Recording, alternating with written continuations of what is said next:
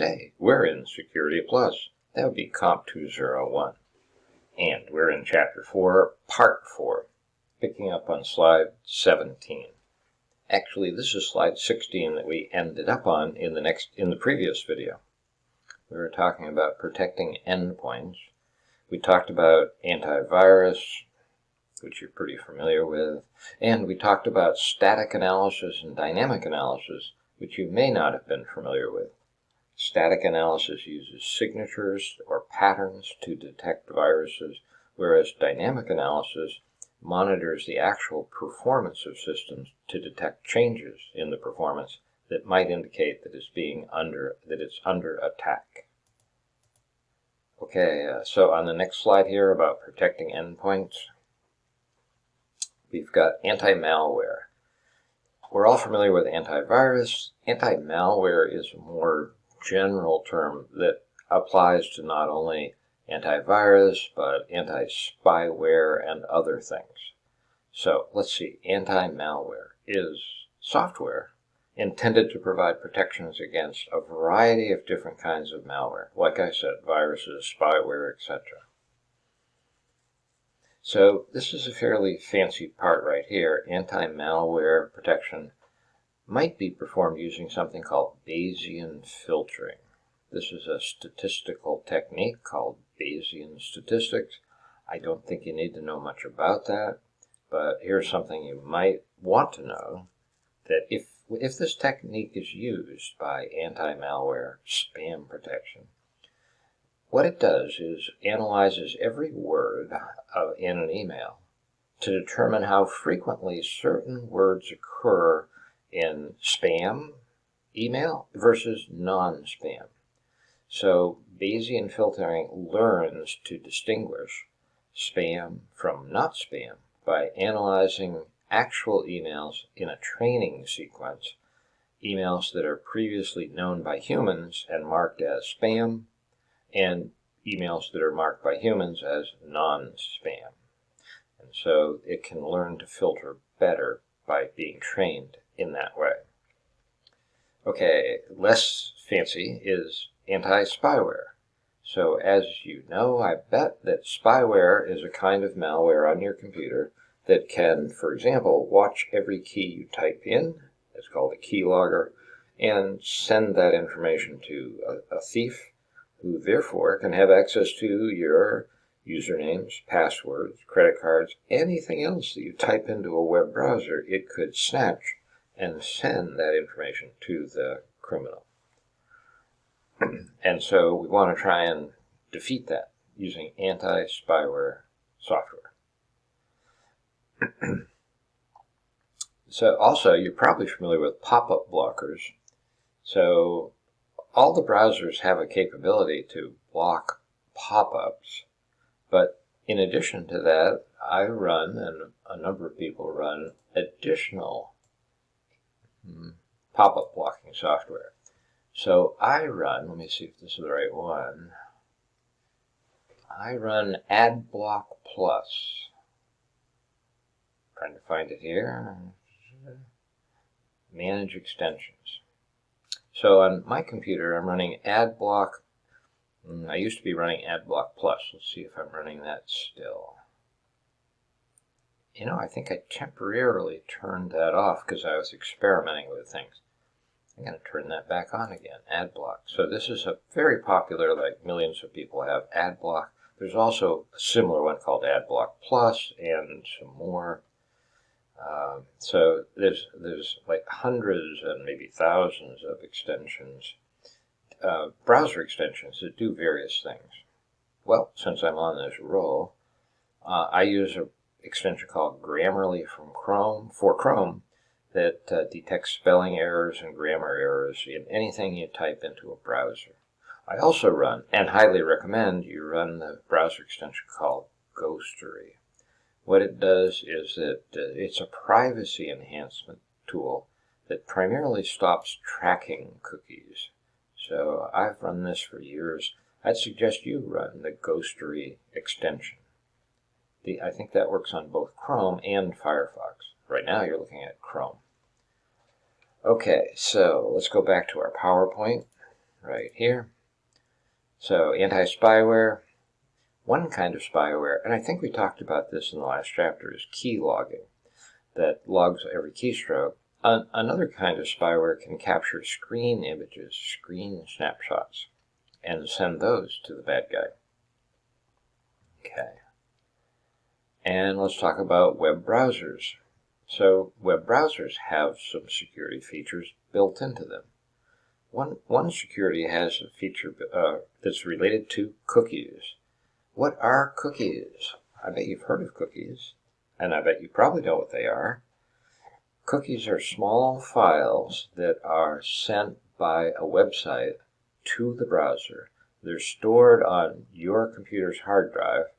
And what do these cookies do? Well, they were invented to help the browser, improve the browsing experience for you by remembering certain things of the last or recent visits you made to that website. In fact, let me back up a little more as to why cookies were invented. HTTP, that protocol cannot preserve any data across visits to a website at different times. So if you visited Amazon.com yesterday and you then visit Amazon.com today, the browser doesn't know anything about your previous visit, except if that website, Amazon.com, puts cookies on your computer. And by the way, it does put cookies on your computer. And there's primarily a positive benefit for that because it knows the cookie contains information about who you are, what you've recently done on that website, etc. Mostly positive things. It's possible that there can be cookies, tracking cookies, that might be a negative impact and tracking your use of browsing across different websites. And that's what ghostery blocks, tracking cookies. So, okay, a lot of detail. Let me back up, zoom out. So, cookies, there are two kinds, like not secure and secure cookies. Secure cookies are encrypted, so that if somebody, unauthorized person, intercepts the cookie, they can't make any sense out of it because it's encrypted. Remember, these cookies are a communication vehicle between your browser and the web server that you're surfing. Here's another term that you may not have run across: HTTP response headers. This is some information that tells the browser how to behave while communicating with a website. Let me be more specific about that. So when the browser is setting up a communication channel to a website, one of the things that the website sends to the browser is a response header. Let me see if there's a table in here about it. No, it's in your book, though. So there's a response header. Let's see if I can find this. And here we are. I'm going to drag this into this monitor. HTTP response headers. So when users visit a website, the web server answers back with a HTTP response headers. What do those things do, those response headers? Well, they tell the browser how to behave while communicating with that website. What do I mean by how to behave? Well, here's some examples. One response header, the one called HTTP strict transport security, forces the browser to use secure communication, HTTPS, rather than insecure, not encrypted HTTP. So a website might tell your browser, hey, I'm only going to communicate with you using HTTPS. And there's other response headers, like, let's look at this one, cross-site scripting protection. We have, or we will talk about cross-site scripting in this course. And so this particular response header would prohibit a page from loading if it detects cross-site scripting attack. And so there's a few other things you can look at on that. And this is all in the book. Okay, so let's see. We're on to the fourth of 4 slides about protect endpoints. Okay, this slide defines and illustrates three important acronyms that are going to be on the test: HIDS, HIPS, and EDR. Let's take them one by one. There's three types of monitoring for endpoint computers. These are tools that software tools that you can put on your computer and on server computers to try and better defend against malicious attacks. The first one here, host intrusion detection systems. So this is software that runs on an endpoint computer and detects an attack. It doesn't try and prevent it, it just detects it. And if it detects one, it notifies or alerts an administrator. Like, hey, there's a problem on this computer, you better come and look at it. Now, one step better, maybe two steps better, is host intrusion prevention systems. Prevention, not just detection, but do something about it if it seems to be something going on malicious. HIPS.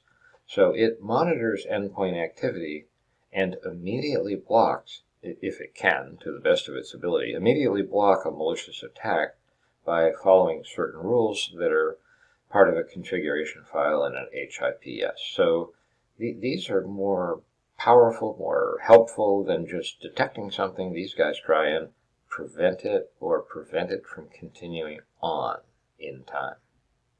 Finally, an EDR is even better than the above two. So endpoint detection and response are considered more robust than either of the above two. Why? What do these guys do? Well, EDRs can aggregate data from multiple endpoint computers to a centralized database. Wow. Aggregate, that means collect and merge together data from multiple computers onto a central database. Now, as we study some other kinds of devices, SIEM devices, this will ring a bell with you, because what those guys do is aggregate data. In fact, I'm going to look for it in the Word document, SIEM, and bring over to this window, the one we're working in. Here we go. So again, this is from the Word document that's part of the notes I've taken, and you can download this 400 and some odd page document. It's basically a copy of the book in Word. So here's what I wanted to talk about for a brief minute here, and we probably talked about this already. SIEM, usually pronounced SIEM, could be pronounced SIM, depends who you listen to, but my looking at SIEM indicated that most people pronounce it SIEM. So what a SIEM does, and these are really sophisticated and expensive tools, that it consolidates or aggregates monitoring done by a wide variety of network devices, like firewalls, intrusion detection systems, intrusion prevention systems. So the goal is it reads in real time the log files from those devices and aggregates or consolidates that information. IBM makes one of these tools. Theirs is called QRadar. EDR sounds similar, but probably not as powerful, but similar in concept, aggregating data from multiple endpoint computers. One difference might be that the SIEM tools aggregate data from a wide variety of network equipment, not just endpoint computers. In fact, maybe not endpoint computers at all. But they're more sophisticated than the above two things, because they have rules in them that helps them identify patterns and detect problems and categorize them and send that information to an administrator. So EDR tools, you should read more about that in the book. Okay, we are at time limit of continuing on a different video, so I'm going to end this one and pick up on part 5 next.